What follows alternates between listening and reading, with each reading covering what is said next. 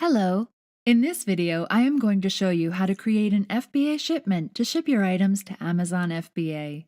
To begin, make sure you're on the correct Amazon account. If you're not, simply click on your name on the top right to switch to the correct Amazon account. Now go ahead and create a new manifest. A manifest lets you group items together so that you can perform an action on them. In this case, we want to create a collection of items that we can ship to Amazon FBA, so we'll create a manifest. I can give it a name or change the name. I'm going to go and put in my name next to the date. Ship from is where I'm shipping my items from. Make sure this address matches the ship from address that you have on your Amazon FBA account. All of the rest of the fields are optional with sensible default values. Let me quickly review them. Supplier, purchase order number. If you specify these, then you'll be able to better track your orders, and it provides you reporting with a breakdown of your orders by supplier and order numbers. So you can see how much money you've made on a given purchase order number, or how much money you're making per supplier. If you want your SKUs to start with certain characters, you can go ahead and give it a prefix here. For instance, if you want a SKU to start with the employee's initials, you can go ahead and do that. Fulfillment channel. This specifies whether you want to ship the items yourself when they sell or if you want Amazon to ship the items on your behalf. In this case, we're creating an FBA shipment, so we're going to go with the first value. Label and prep. This specifies whether you want Amazon to label and prep your items for you, or if you would prefer to label and prep your items yourself. Prep means that if an item needs poly wrapping, bubble wrapping, or something similar, Amazon will take care of that for you for a charge. If you elect the first option, Amazon will charge 20 cents per item that needs labeling or prepping services. FBA labels. If you have a label maker connected to your computer, we support Dymo and Zebra. If you have them directly connected, then as soon as you scan an item, we will print the FBA label for you automatically, if it's required. That's the option that's selected by default. If you select Print for all items, the label will automatically print whenever you scan an item, regardless of whether or not the label is required by FBA. Do not print means we will not auto-print the labels, but you can print them at any time by clicking the print icon. If you specify box information, which item goes in which box during the label and pack step, we will go ahead and send that information automatically to Amazon, so you don't have to get charged for the box content fee, which is 15 cents per item. If you select No, then you will either need to manually upload the box content information or pay the 15 cents per item fee. Let's click Add Manifest and proceed with the next step. Now we have created our manifest, and we are ready to add some items to it. There are two ways to add items. You can either add items by scanning them, or you can upload a file. Let's start by scanning some items. Here you can select the item condition, new, like new, very good, and so forth. Specify the number of items you want to ship to FBA, and now you have an option here. You can either scan the ASIN or the UPC code, or simply search by name. Let's look at the search by name option. I'm going to type in Microsoft Wireless Adapter. The results will be pulled directly from Amazon, and you can see that there are a bunch of results that match. Here's the item that I'm looking for, so I'm going to click Select. If this item is already in my Amazon inventory, then that listing will be listed here with the same SKU that is on Amazon. Now I want to go ahead and scan in some more items. This time I will scan an ASIN code. In this case, I'm copy-pasting, but if I had a scanner, I would be scanning them in. So I can scan in an ASIN, and you can see the item has been pulled. Let's try another one. Let me use a SKU. Here's an existing SKU that I have in my Amazon inventory. I'm going to take that and paste it in here, and that item has now been pulled from my existing inventory. You can also scan a UPC code, so let's do that. And here you can see that item has been pulled by its UPC code. Let's give it another ASIN just so we have a good collection to work with.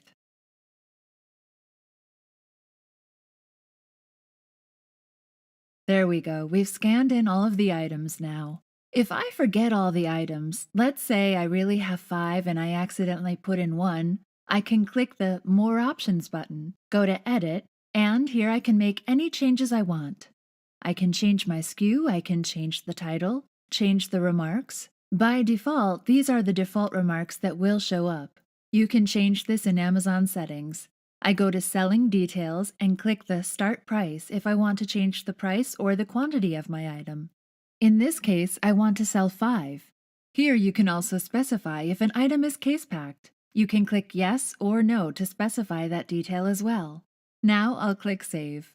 At this point, a manifest is ready to go. Let me show you how to upload more items. For that, you want to go back to your manifest and click Upload More Items. The upload file needs to be a CSV file, and 3 columns are required, and these columns are the item's ASIN or UPC, the quantity, and the item condition. If you have a SKU for an existing item in your inventory, then instead of the ASIN or UPC, you could just put in the SKU. If you put in the SKU, then you won't need to select the item condition because the SKU already has a condition associated with it. In that case, all you would need is to put a SKU and quantity. All other columns can be ignored. You can create a file with these columns, or you can download our Items Template CSV file and fill that out and upload that instead. I have a file ready, so let me show you what that looks like. As you can see, I have the ASIN column, the item condition column, and the quantity column. I have some ASINs here and their quantity, so let me upload this file.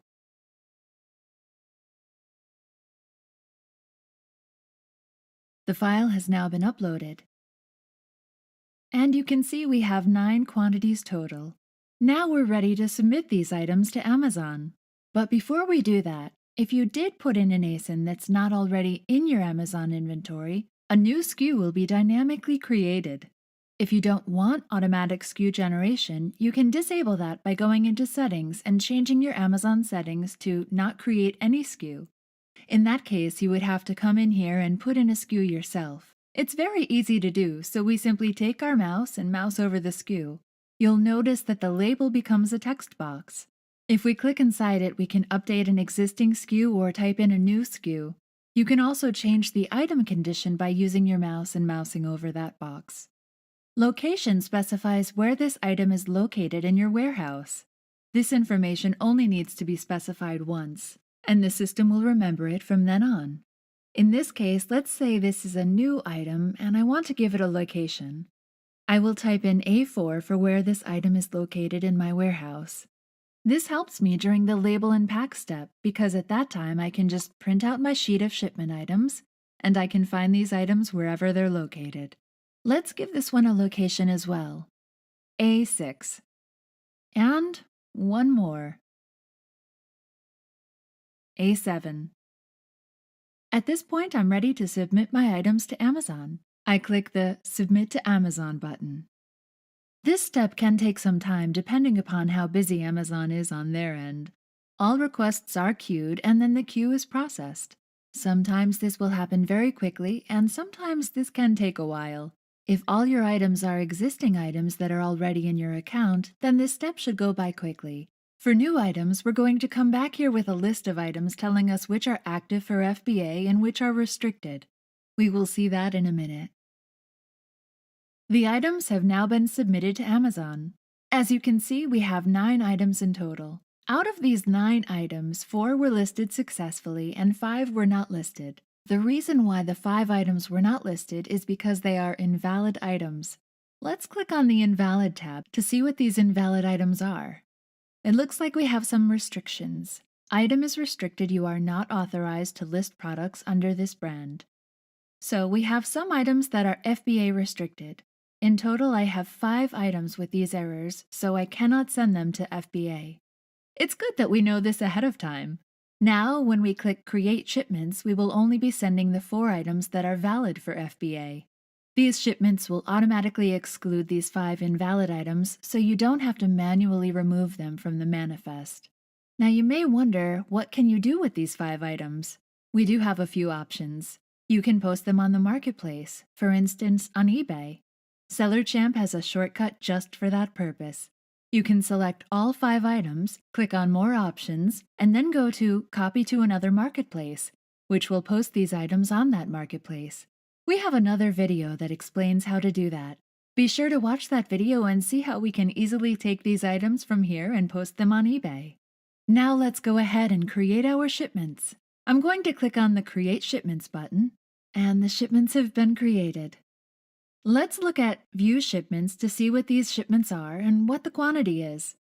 We can see here that one shipment was created to ship to Texas. Here's the region. Number of items that are going are 40. Number of units that are being shipped are 33. At this point, I can hit Download and download the shipping information. I can also click on the shipment, or I can go to More Options and download the specific shipment. This will download the items within the shipment. I can go in here, for instance, look at all the items. Here are my locations that I typed in, where these items are in my warehouse. As you can see, my items are located on A3 and A7. This is very helpful information. I can simply print this sheet and go get these items. Now the next step is Label and Pack. This is where we label and pack all of our items. At this point, I've gone to my warehouse, I've grabbed all my items, I've got a big bucket in front of me with these items, and I'm going to grab the first item that I have and I'm going to scan it in. I'm going to take the UPC code and scan it in. As soon as I scan the item, the quantity increases by 1. My label automatically prints because I have a label connected and can take that FBA label and stick it on the item. The reason the label automatically prints is because this one needs a label. As you can see by the Needs Label column, it says, yes, a label is needed. Now I want to scan the same item again because I have more quantities. I have a total of 20 quantities, so I scan it again. And now the total is 2, as I've added one more. If I want to change the quantity because I have 20 of them, I can just hit the Tab key, type in 18, and hit the Tab key again, and get back to my scan feed. So very quickly you can take your items, scan them in, hit the Tab key, change the quantity as to how many you have, hit the Tab key again. If you do not know your quantity, you can just scan them one by one. So that's one way that you can use the Label and Pack screen to pack your items and label them. Another way is you can view all your items by simply scrolling through the page. I only have 4 items, so it's very easy for me to just scroll through this page, go to the specific item that I'm working on, and type in the quantities. In this case, I have 10 Microsoft wireless adapters, and I can just put in 10 here and hit Tab. All 10 have now been packed. So once the total quantity that you wanted to ship has been met, this label will change to saying Packed. And this way, you know how many you've packed so far and how many are still remaining to be packed. Let's say that I have 10 of these, but they're going in 3 boxes, and I have 3 in each box. So I can just change that to a 3 instead of 10. Now I can just say Add Another and add another box. Now let's say another 3 are going here. Or I can say Duplicate, which lets me duplicate my boxes. Because I have the same quantity going in each box, I can say I'm going to duplicate this 3 times, and as you can see, the next 3 boxes are automatically added with 3 quantities. So this lets you very quickly enter in your box information. Now let's continue packing the rest of our shipments. Microsoft Surface Dock. Let's say that I originally wanted to ship 2 of these, but now I realize I have 5 I want to ship. I can simply change this to 5 and it will update the shipments to show I am sending 5. So you can see how easy it is to change the quantities that you want to ship. I'm going to go ahead and put 1 here by the body scrub. Let's go over some of the other options we have here. As I said, if you have the auto print setting set, then your labels will automatically print for you. But you also have the option of printing them at any time by clicking More Options and selecting Print Item Labels, which lets you specify how many labels you want to print and for which boxes. You can click on the print icon to print your labels. You can also print the 2D box label for your boxes. So that's also an option. If you've made a mistake and you want to remove your items, you can simply click on a box and select Remove or Remove All. If you select Remove All, it will remove all the boxes for that specific item. Add Another adds another row which allows you to enter more quantities, like so. That's all there is to it. In this case, I've packed all my items except for 1. There's 1 I haven't packed because originally I wanted to ship 20, but I only have 19, as 1 is damaged. So I will only enter 19 and my shipment will be updated automatically. Now we're done with the pack screen. We've printed all our labels, we've applied them to all the items, and we're ready to ship this shipment out, so I'm going to hit the Finish button. In this case, I only have one shipment. If I have multiple shipments, I can select which shipment I want to work on, or I can click All if I want to work on all of them. By default, you'll be working on all of them. If you want to filter it down, you can do so by clicking a specific shipment. Shipment 1, for instance. So you can finish Shipment 1, come back to this, and then work on Shipment 2 if you do not want to work on all of the shipments at the same time. Let's go ahead and finish our shipment now. As you can see, it's submitting box content information to Amazon. Again, this step may take some time depending upon how busy Amazon is. We have 5 boxes going out. We have the weight information populated for the boxes, and you might be wondering how this is possible. This is possible because we pull the weight of each of the items directly from Amazon. So, because we know the weight of each item, how many items there are, how many units there are in each of the boxes, we can calculate the weight of each of the boxes. Of course, this is an estimated weight. It's not necessarily 100% accurate. The weight may be incorrect if the weight is listed incorrectly on Amazon's website. You can go ahead and correct the weights here, or just stick with these default weights. Go ahead and enter in your dimensions here. On your account settings page, you can put in default dimensions as well, so you don't have to type in the dimensions every time, especially if the majority of your boxes have the same dimensions. I'm going to add my dimensions here.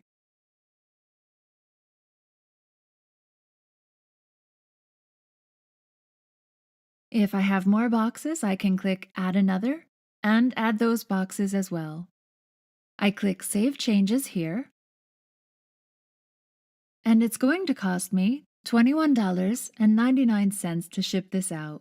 If I click Accept Shipping Cost, then my credit card information that's saved on Amazon will be charged. This cost is directly coming from Amazon. If you were to do this on Seller Central, it would be the same amount. I'm going to click Accept Shipping Cost. As you can see, my box labels are ready to be printed. If I click on box labels there, they are. I can go and print these and stick them on my boxes and ship them out now. I'm all done. One thing I want to quickly mention, look at the name of the file. The name of the file indicates the shipment that these labels belong to. So if there is any mix-up, you can simply look at the name of the file and quickly find out for which shipment these labels are. If you made a mistake and want to go back, simply hit Void Shipping Charges to void your charges. You can go back to Label and Pack and make any changes you want. This concludes how to ship your items to Amazon FBA. I hope this tutorial has been helpful for you. If you have any questions, please email us at support@sellerchamp.com.